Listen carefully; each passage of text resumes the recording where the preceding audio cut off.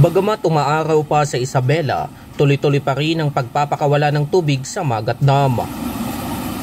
Nagsimula ito kahapon kung saan binuksan ang isang gate na sinundan ng pagbubukas ng isa pang gate ngayong araw.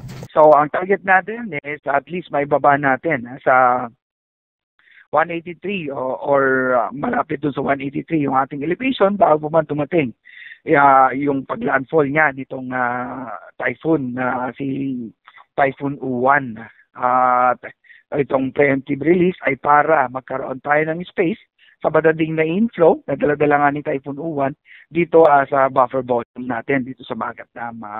Ang pagpapakawala ng tubig ay paghahanda na rin sa ulang ibabagsak ng paparating na bagyong Fungwong na tatawaging Uwan kapag nakapasok na ito sa Philippine Area of Responsibility. Inaasahang magtutuloy-tuloy ang pagpapakawala ng tubig ng dam habang papalapit ang bagyo. Inihanda na rin ng Department of Social Welfare and Development ang mga family food packs sa iba't ibang bayan sa Isabela. Naibigay na din sa mga evacuation center ang mga food packs na tatagal ng ilang araw. Nag-utos na rin ang PDRRMC Isabela ng pruning sa mga puno sa mga bayan, lalo na sa mga punong malapit sa mga kawad ng kuryente.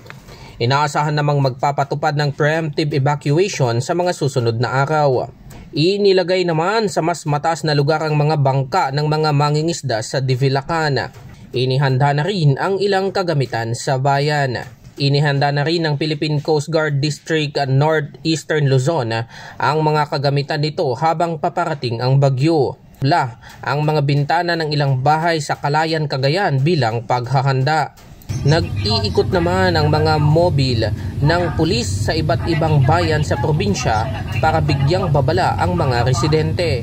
Sa Aurora naman kung saan inaasahang maglalandfall ang bagyo, nagsagawa ng pre-disaster risk assessment ang pamahalaang panlalawigan. Sa Tabuk City, Kalinga naman pinagpuputol ang ilang sanga ng puno na maaring maputol sa pananalasan ng bagyo. Cesar Galasi, RNG News.